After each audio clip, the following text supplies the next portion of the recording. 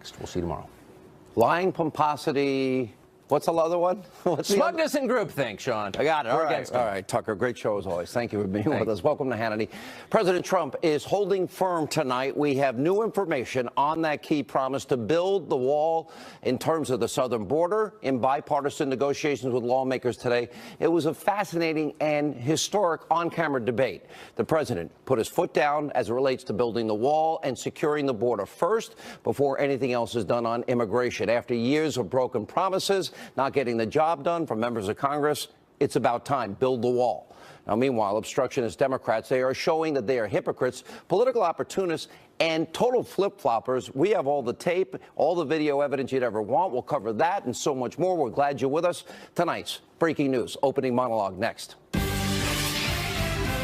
In what is almost an unprecedented move, President Trump invited lawmakers to the White House today and peeled back the curtains by actually allowing TV cameras into the room to capture their debate on immigration. Now, most of you, I'm sure, were unable to watch this play out in full, so we're going to play large portions for you tonight in case you missed it. Now, the president started off the discussion by telling members of Congress that border security has to come first in any deal. Yes, and we want the wall. Take a look. We're here today to advance bipartisan immigration reform that serves the needs of the American families, workers, and taxpayers. It's DACA. We've been talking about DACA for a long time. I've been hearing about it for years, long before I decided to go into this particular line of work. And maybe we can do something. We have a lot of good people in this room, a lot of people that have a great spirit for taking care of people we represent, we all represent. For that reason, any legislation on DACA, we feel, at least a strong part of this group feels, has to accomplish three vital goals. And Chairman Goodlatte will be submitting a bill over the next 2 to 3 days that will cover many of the things. And obviously that will, if it gets passed, it'll go to the Senate and they can negotiate and we'll see how it all turns out. But I feel having the Democrats in with us is absolutely vital, because this should be a bipartisan bill. This should be a bill of love. Truly, it should be a bill of love, and we can do that. But it also has to be a bill where we're able to secure our border. Drugs are pouring into our country at a record pace. A lot of people are coming in that we can't have. We've greatly stiffened, as you know, and fewer people are trying to come in, but we have tremendous numbers of people and drugs pouring into our country.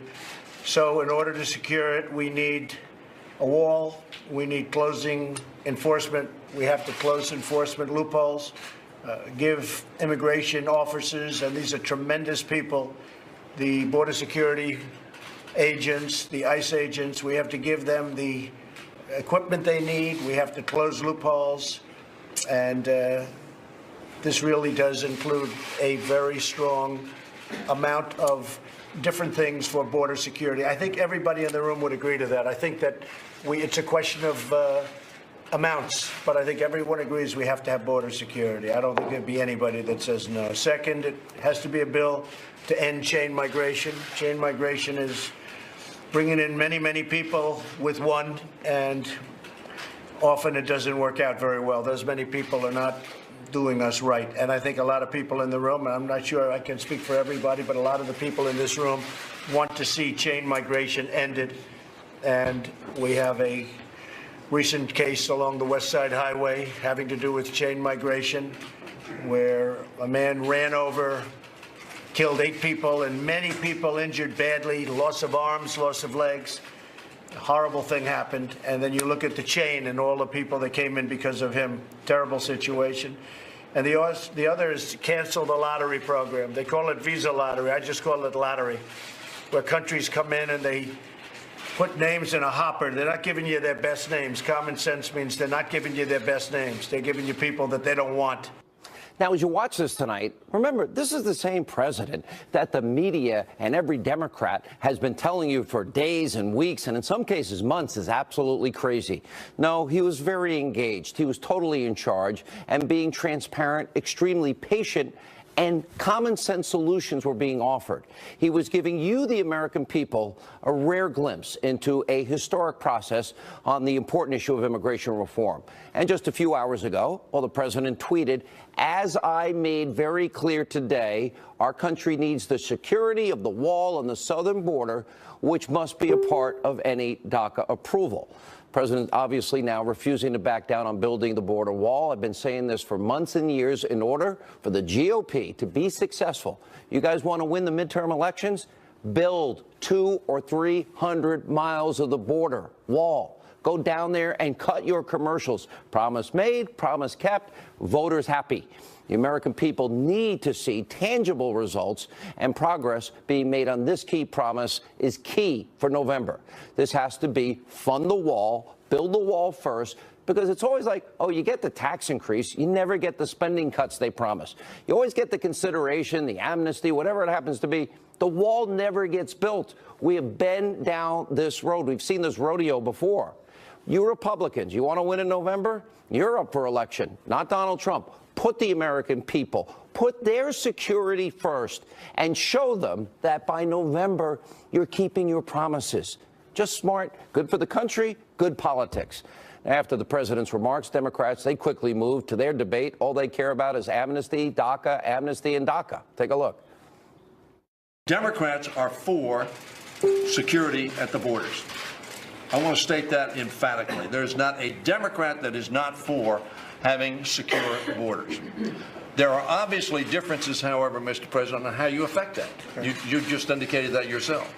And you indicated this would be a first step, and then we continue to talk, as we're talking today, about how we best secure the border. There are differences of opinion within your party and within our party. So I would urge that we move forward on protecting the DACA protected individuals, young people, young adults, as you pointed out in one of your statements, who are productive parts of our community, that we protect them and get that done. And then, because I think everybody around the table, as you pointed out, is for security, and then the issue is going to be how do we best affect that border security. So I would urge us to move, as Senator Durbin has urged us to move, on the DACA students. As a matter of fact, the Speaker, I think today, but maybe yesterday, said we need to solve the DACA issue, and we need to solve it in a way that is permanent, not temporary. And I agree with him on that issue. And interestingly, when you say that, President Obama, when he signed the executive order, actually said he doesn't have the right to do this. And so you do have to go through Congress, and you do have to make it permanent. Whether he does, whether he doesn't, let's assume he doesn't. You said it. And that was a temporary stopgap. I don't think we want that. I think we want to have a permanent solution to this. And I think everybody in this room feels that way and very strongly. What happened, Mr. President, I think, is that the Senate passed a comprehensive immigration bill, as you know. Right. We did not consider it in the House, so we didn't reach those issues.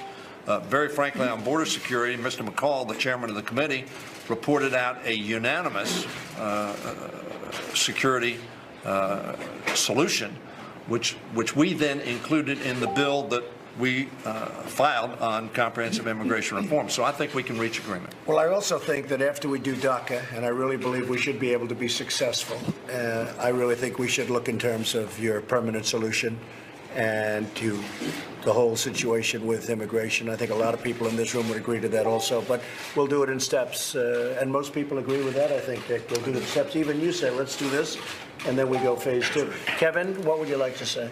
Well, first, I want to thank you for bringing everybody together. You got the Senate, you got the House, you got both parties.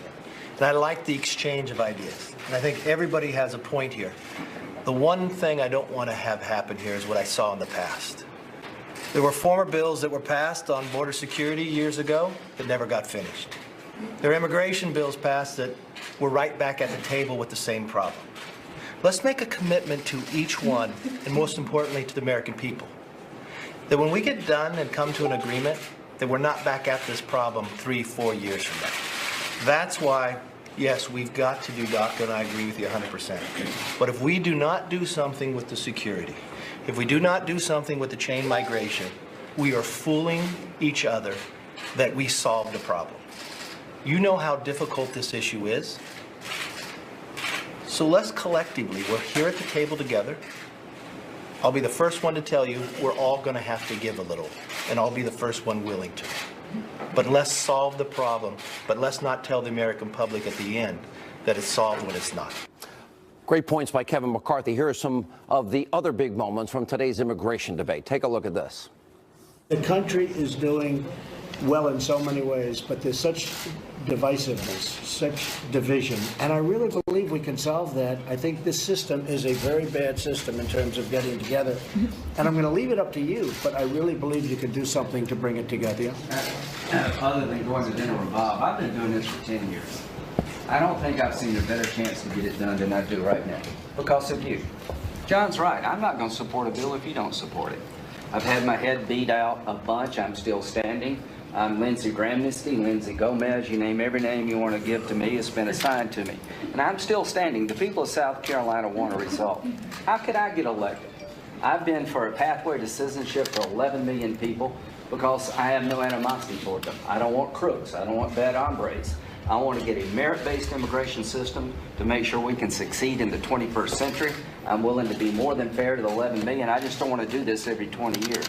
The chain migration, though, has taken a very big hit in the last year with what's happening. I mean, you're looking at these killers, whether you like or not. We're looking at these killers, and then you see 18 people came in, 22 people came in, 30 people came in with this one person that just killed a lot of people. I really don't believe there are a lot of Democrats that are going to be supporting chain migration anymore. Should we have the Homeland Security Secretary? If you don't mind, just a couple things on border security. I just want to try to make sure we're all linking. The reason that border security is so important to have as part of this discussion is that it doesn't solve the problem if we can apprehend people, but we can't remove them. So we need the wall system, which is some physical infrastructure, as the president described, personnel and technology, but we have to close those legal loopholes, because the effect of that is this incredible pull up from Central America that just continues to exacerbate the problem. So border security has to be part of this, or we will be here again in 3, 4, 5 years. Again, maybe unfortunately sooner. I just want to reemphasize what Secretary Nielsen said. It is so important they understand when you talk about border security, if you apprehend somebody at the border, but then you cannot send them back outside the United States, even though they're unlawfully present in the United States, you have not solved this problem, because they're then released into the interior of the country and the problem persists. And that sends a message back to wherever they've come from. I agree, Hey, Bob. come and do you it. know what? We're going to negotiate that out. I agree, and I think a lot of people agree on both sides. The other thing that we got to look at, the wall itself, Mr. President, if you talk to your Border Patrol chief or the former Border Patrol chiefs, I've asked them, how much time does the wall buy you? They'll say a couple minutes or a few seconds. And this is our own Border Patrol chiefs that have said that. It's not mine. But Mine has made clear the wall works. Not the It's not. The wall works. They say without the wall, we cannot have border security. Okay, let me And all you have to do is ask Israel. Look what happened with them. No, Without the ask you. Henry, Ask without the San one, you Diego. cannot. All right, The wall works. Homeland Appropriations, your chief was there and the former chiefs have all said that. Now, the other thing they is, didn't do a very good job. well, if you look at, this is where the walls, Mr. President, if you look at where the walls are at right now, this is where the activity is, where the walls are at right We now. have massive miles of area where people are pouring through. Now, one of the good things, because of our rhetoric or because of the perceived, my perceived attitude, fewer people are trying to come through. That's a great thing. And therefore, our numbers have been fantastic, maybe for all the right But reasons. let me just finish my thought. I want to ask you that we're playing, you saw the game last night, it was a good game last night. We're playing defense on the 1 yard line, called the U.S. border. We spend over $18 billion a year on the border.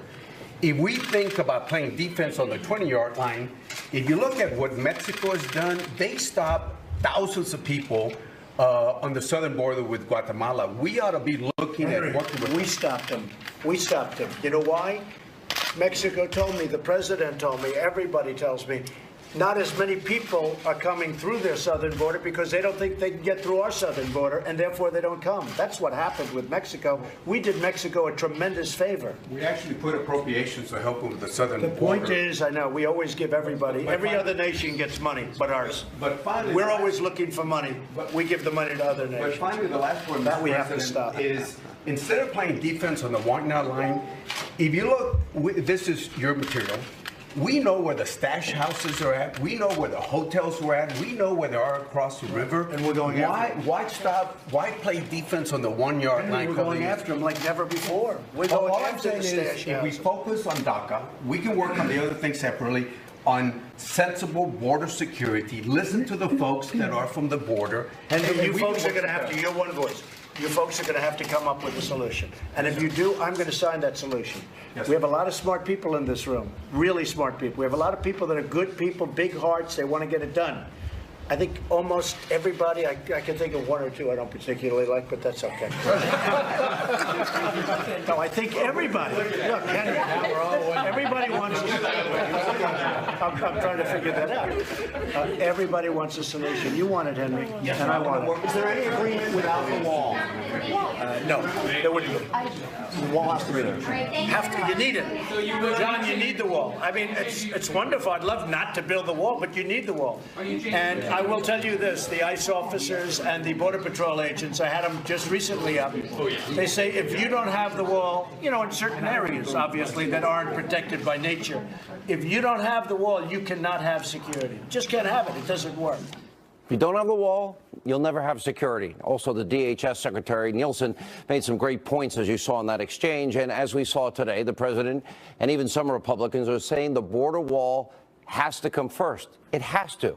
And then Congress can talk about other things. To me, that's the right answer. If you build the wall expeditiously and fully fund it, you can move forward. You can have your discussions. Chain migration also must go away. The lottery system, we've learned in the last year, must go away. And when it comes to the Democrats, they are massive hypocrites, and they're being exposed as nothing but political opportunists on the issue of immigration. I doubt anyone else in the media is about to show you these massive flip-flops. Take a look. I voted numerous times when I was a senator to spend money to build a barrier to try to prevent illegal immigrants from coming in. And I do think you have to control your borders. Where it was necessary, we did support some fencing. Where it was necessary, we did add Border Patrol agents. We have done what by any fair estimate would have to conclude is a good job, quote, securing the border. People who enter the United States without our permission are illegal aliens, and illegal aliens should not be treated the same as people who entered the U.S. legally. The American people will never accept immigration reform unless they truly believe that their government is committed to ending future illegal immigration. The president's decision to end DACA was heartless and it was brainless. If this order stands, hundreds of thousands of families will be ripped apart. Tens of thousands of American businesses will lose hardworking employees. Those who enter our country legally and those who employ them disrespect the rule of law. And because we live in an age where terrorists are challenging our borders, we cannot allow people to pour into the U.S. undetected, undocumented, and unchecked. If there are disruptions in these countries, if there's conflict, if there's bad governance, if there's war, if there's poverty, in this new world that we live in, we can't isolate ourselves. We can't hide behind a wall. It shows how far left now this Democratic Party has moved. By the way, anyone else going to point out the hypocrisy? I guess now that it's politically expedient for the Democratic Party, they're now opposing the policies they were passionately supporting en masse. Now, FoxNews.com has a great article up today showcasing the Democrats' blatant hypocrisy on immigration. Here's the headline. Dems change tune on border wall after backing barrier, under Obama. And the reporting points out that 5 years ago, under Barack Obama, the entire Democratic caucus voted to build 700 miles of fencing along the southern border. It's the same area that President Trump's proposed border wall would cover. They didn't get the job done, and it doesn't end there. The bills Democrats supported, which was called the Economic Opportunity and Immigration Modernization Act, also included $40 billion over a decade to strengthen border security measures, and also called for doubling the number of border agents to be hired. Would have been a good idea. Here's what this tells us. Democratic Party and their opposition to what President Trump is asking for, it's nothing but a total farce. It's about playing politics, identity politics. It has nothing to do with the facts and reality about what is going on at the border. Look, I have personally been reporting from the border at least a dozen times. Horseback, all-terrain vehicle. I've been out there on helicopters and boats. I've done it all of it. I've seen gang members being arrested, a warehouse, the biggest one you've ever seen, floor-to-ceiling drugs that were confiscated. I've been in a drug smuggling tunnel and much more. The problems down there are real. Human trafficking, drug trafficking. Democrats don't want to address these issues because they'd rather try and now score cheap political points. All right, when we come back, we'll continue our discussion. Kellyanne Conway is here. She'll respond to all of this on a busy news-breaking night on Hannity.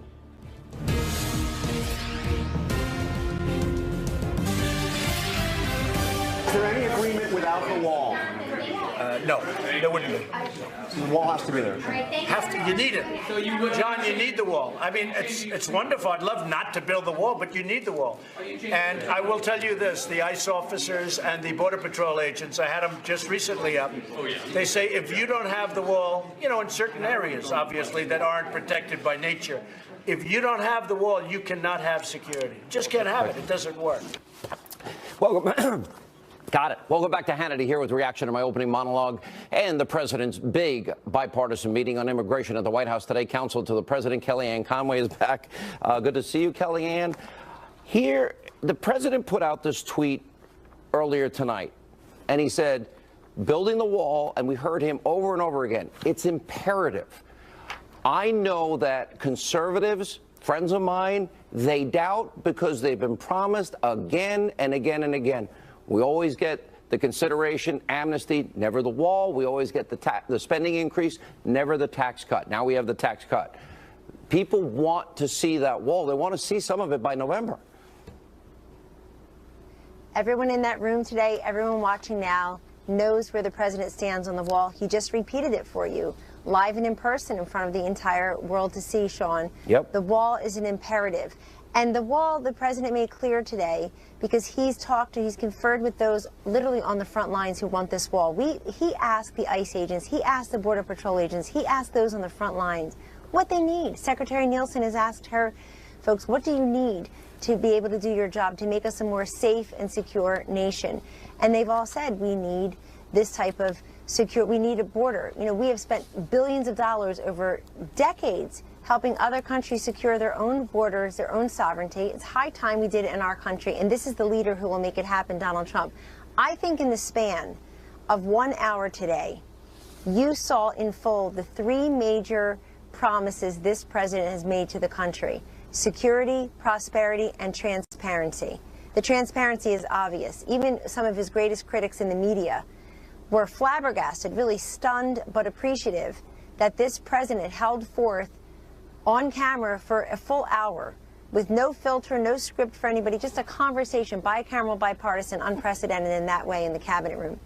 Secondly, the security. This president knows his first obligation is to keep us safe and secure in this country. You do that with a wall. The wall, the southern border, 2,000 miles, about 800 or so might be the physical wall. There are mountainous and river areas where you can't put a physical structure, but you can put fencing, you can have technology, you can put more agents there. It makes us more safe and secure. People are already not crossing as much as they did illegally because this man is president, because they know walls are being built, because they know that folks are tougher. We don't want the poison, the drugs coming over our border. We don't want people here illegally through chain migration and the visa lottery. And finally, the prosperity. Economic security and national security go hand in hand. And you see what's happening with this president, his leadership, his bold actions along with that of the Republicans in Congress, and that massive tax cut for the middle class. They are making this country more prosperous. Consumer confidence, unemployment levels down for African Americans, for teens, for Hispanics, for women, for all of America. All the confidence measures up. National security, economic security go hand in hand. The wall is not negotiable. The Democrats came there today basically saying DACA is not negotiable. Give us a clean DACA bill. The president said no. The wall, DACA to be considered the wall, but also an end to chain migration, which accounts for about 9.3 million resettled in the population a year. But you know, one person comes here and you get about 7 family members. Some sending countries send upwards of 20 members. It has to stop. When I showed the tape of Chuck Schumer, and then there's Bernie Sanders, then there's Hillary Clinton, then there's Barack Obama. Yes. You know, all these Democrats, they basically sound like Donald Trump. But now, because Donald Trump supports it, they can't possibly support it. Only if the anointed one, Obama, maybe if Oprah supported it, they support it. And so is it just opposition to this president for the sake of opposition? And the other point is, all these days, I saw a president in command of the facts, leading, opening up transparency like we never had before today, and that's what made it so fascinating. It was, and those of us who work there see that every day on a regular basis.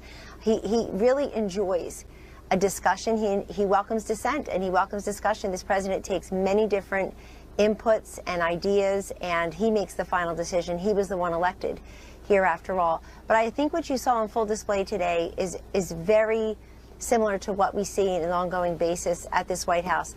And let me just say this: when you ask what's different now, sure, what's different for these Democrats, including Hillary Clinton? They are crowing and bragging about how much she doesn't think we should have people crossing illegally and we should have borders. And wow, she should have said that in 2016. She might have made some of those states more competitive, although anyway, we would have won anyway. But the fact is that what's changed is, number one, they have a president who's willing to actually do it.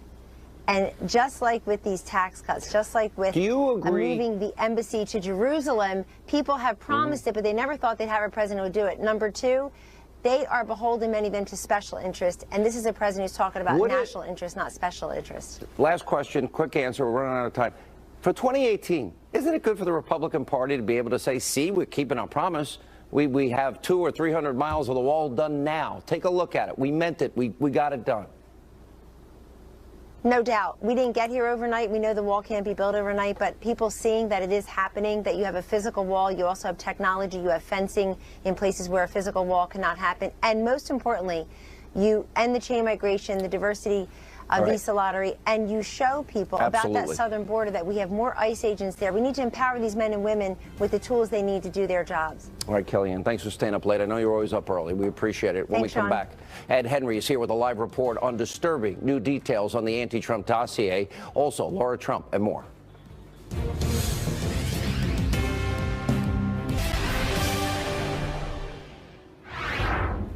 All right, welcome back to Hannity. Congressional panels are investigating whether Trump-hating FBI agent Peter Strzok and, of course, his mistress, Lisa Page, helped leak information to the press.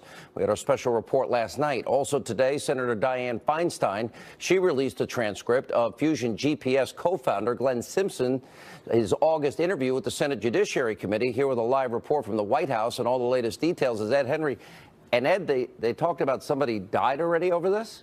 Yeah, a question that may be leaking out this information in the so-called Trump dossier, that unverified information about the president, may have led to someone being killed, an intelligence asset who was revealed because of this information that was published. In fact, in the last few moments, the president's personal attorney, Michael Cohen, has filed 2 lawsuits involving the dossier over defamation, one for BuzzFeed, which published some of this, the other being actually Fusion GPS, the company that put together the dossier, and Glenn Simpson personally, the former journalist involved in Fusion GPS. More on that in a minute. As you mentioned, the FBI tonight also facing more scrutiny over anti-Trump text messages on the eve of the 2016 election. Specifically, what lawmakers on the Hill are looking at, back and forth messages between FBI officials Peter Strzok and Lisa Page. These were particularly messages about a Wall Street Journal story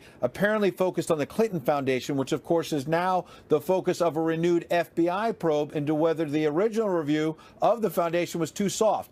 These texts show the duo suggesting they knew in advance about the story and then were going to share it with FBI colleagues and pretend they knew nothing about it, raising questions about whether they leaked sensitive information or whether they and other FBI officials actually leaked classified information, a question that the House Intel Chairman Devin Nunes will get a chance to ask Strzok and Page, since we have also learned that those two FBI officials will be among 8 witnesses brought before the House Intelligence Panel in the next few weeks to get answers about Fusion GPS and alleged wrongdoing among FBI and Justice Department officials. Another key witness is going to be Obama Justice Department holdover Bruce Orr. He was just stripped of another title at the Justice Department. Remember, his wife actually worked for Fusion GPS and was a so-called Russia expert. That company's co-founder, Glenn Simpson, under the microscope after, yes, you mentioned Diane Feinstein released this transcript of his private testimony to a Senate committee last summer. She says, Diane Feinstein, she released the more than 300 pages to set the record straight. But allies of the president say there's no evidence of collusion for the Trump campaign, and this transcript actually raises new questions about Fusion's collusion with the Hillary Clinton campaign. The transcript shows Simpson declined to answer several questions about how Fusion was paid, since then, of course, we've learned from Republicans getting bank records that Hillary Clinton's presidential campaign and the DNC paid for this information through Democratic attorney Mark Elias. Now, when Simpson was pressed on whether Fusion GPS was a Democratic link firm, he responded that he did not think so, despite that money passing hands. As I mentioned at the top, breaking this hour, though, about this dossier, the personal attorney for the president, Michael Cohen, longtime ally of the president, just filed 2 suits. In New York State, he's filed a suit against BuzzFeed for publishing some of the dossier. BuzzFeed has just put out a statement tonight saying that, quote, the interest to the public is obvious in that dossier, and that's why they published it, and they will aggressively defend their First Amendment rights. And then meanwhile, that's in state court in New York. A federal lawsuit just filed by Michael Cohen, the personal attorney for the president as well, against Glenn Simpson and Fusion GPS, this firm that put together the dossier with that former British spy, Christopher Steele. So this is just breaking the last few moments, Sean, and it shows that the Trump camp is really fighting back here over all of this, Sean. All right, Ed, great report tonight. We appreciate it. And joining us now with reaction, Fox News contributor Sarah Carter, Fox News legal analyst Greg Jarrett is with us. You know, Sarah, this is the Hillary Clinton bought and paid for dossier with paid for Russian lies and propaganda and salacious details that were never true. Well, go ahead.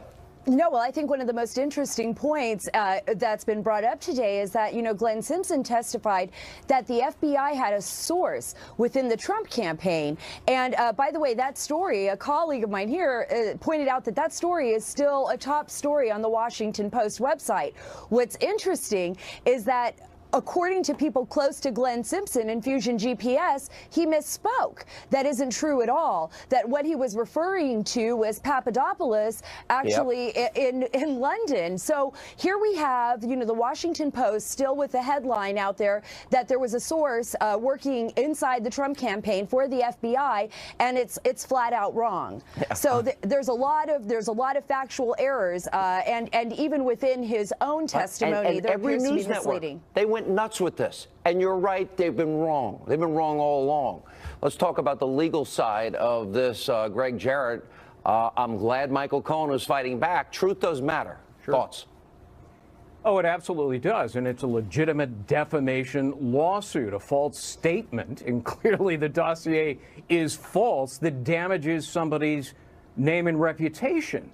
Look, I went through all 311 pages of Glenn Simpson's testimony. It's pretty clear this is a guy who trades in rumor, innuendo, suggestion, and wild speculation. I think he's read too many Robert Ludlum and Tom Clancy novels. Yeah. I mean, basically the entire 311 pages is trash because this guy doesn't know anything. The dossier, he's asked as to every specific aspect of the dossier. Did you verify this? Did you verify that? And the answer is no. Amazing. I love the fact you read everything, and we love you for it, Greg. You really are amazing. Sure. Let me ask you this. They're talking about already a death in the case. Now, hang on a second. When we reported, Sarah, right here on this program, that Hillary Clinton and the Fox News channel reported that 5 foreign intelligence agencies, 99% likelihood that they got all of those 33,000 emails and then some, and classified in top secret and special access programs, if James Comey is drafting that, in fact, remember the draft, the exoneration before the investigation. That's right. And Comey wrote himself that it was likely these foreign entities got it. Do we know of any potential harm that came to anybody? Well, certainly. I mean, this is the main reason why we don't want classified information in the hands of enemy states and even our allies. We want to keep that very guarded. So that could certainly be true. There could certainly be people or assets or areas that are compromised now because of those potential access to her server. And even with the dossier right now, I know that people are looking into this. We don't know. We don't know. Look, there were a lot of bad players in Russia, a lot of bad players out there. So people could be killed for many reasons when things like this happen. So, but we don't even know what we're hearing here is factual. So we need to do a little bit more investigation. Comey and Strzok rigged the primary so Hillary could keep going. And then, sadly, she rigged the primary against Bernie Sanders. And on top of this, we have this literally Hillary Clinton bought and paid for dossier. We have so much more news coming in the days ahead. Good to see you both. By the way, I kind of like you without a tie, Greg Jarrett. I know it's a casual vacation day for you. We dragged you in. Thank you for coming. And when we come back, President Trump responds to reports that Oprah Winfrey might run against him in 2020. Laura Trump and Joe Concha are here with reaction, and you will not believe the Hannity Hotline. Yeah, Albino, Oprah would be a lot of fun. I know her very well. You know, I did one of her last shows. She had Donald Trump, this is before politics, her last week, and she had Donald Trump, and my family was very nice. No, I like Oprah. I don't think she's going to run. I don't think she's going to run. I know her very well. The president earlier today responding to a report Oprah Winfrey might be the savior for the Democrats against him in 2020, something the liberal media has been completely giddy about. Here with the reaction. The Hill's Joe Concha and President Trump's daughter-in-law and senior advisor for Trump 2020, Laura Trump, is with us. First of all, congratulations. I just saw pictures of the baby. Thank you. Absolutely. That hair is to die for. It's amazing. Look, I honestly think that when all the noise settles, at the end of the day, the fact that we have 2 million fewer people on food stamps, the economy is turning around, every indicator. I won't go through the list now. Oh my gosh, we could go on for hours, right? I have 100 and some odd accomplishments in year one. Yeah. Well, listen, let's not forget that is what the strategy is for 2020. That is what my father-in-law is going to run on. The incredible achievements. We've already seen he hasn't even been in office for a full year. And look at what he's done. So I would love to know if Oprah is who we have to run against in 2020. She's an incredible woman. I think she has many, many accomplishments under her belt, a great television host. But let's not forget, Donald Trump in 2016 defeated 16 incredible GOP candidates and Hillary Clinton, and the media laughed darling at the of the idea. media. Oh, they said he had no shot. And it's going to be a lot harder, I think, to run against him in 2020 than anybody is suggesting right now. And I think Oprah would be very smart to sit this one out. Yeah. Well, why is there a desire always of the media, Joe, for their savior? Because we know that they wake up in the morning seeing what they can hate Donald Trump about for any given day. Sean, I think the media is advocating for an Oprah Winfrey candidacy because never in the history of clicks and ratings would there be anything better from an infotainment perspective, from a business perspective, than Winfrey versus Trump in 2020. And I just find it amazing that the same media that derided a political novice and a TV host for having the audacity to run in 2016 is now drooling over the prospect of Oprah Winfrey doing it in 2020. Yeah. You know, one of the things I always like to ask you, because I watch the attacks on your family. You know that they always wanted to get Donald Trump. They never thought he'd win. Then he wins. Then they're attacking it. Then Russia collusion, not proven. A lot is now boomeranging back, but it's hard. How hard has it been on your family? Listen, I won't lie and say it's been easy. It's hard every single day. We get hit from every possible angle. No matter what we do, we're going to get hit. So I think for all of us, it's about making sure that we support my father-in-law and the incredible job that he's doing for this country. The agenda's good for the country, Laura. It is. There's no two ways about it. And come February 1st, when people have a lot fatter paycheck, even the people that didn't vote for Donald Trump are going to say, wait a minute, maybe this guy is onto something. Maybe this tax reform was a good thing. How is the baby's 4 months old, right? Almost 4 months old this week. Has he been in the Oval Office yet? He has. Yeah. Yes. And you have those pictures. Have you tweeted oh my those out? gosh, yes, we have.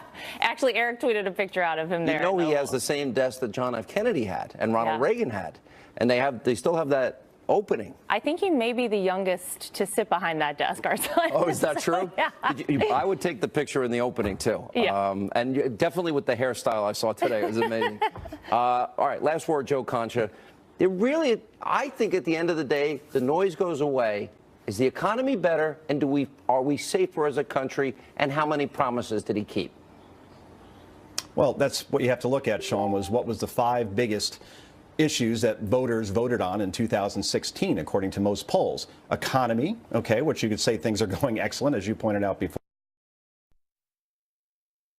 ISIS, the caliphate, 98% of it destroyed. Healthcare, incomplete. That didn't work out in 2017. And then, obviously, immigration, which is being discussed today. We're in year 2 now. So if 4 of those 5 are kept, I don't see Wisconsin, Pennsylvania, Ohio, Michigan, those key states where trade and economy were really important. It's hard to see those votes flipping. And again, it depends on the Democrats. Show us 200.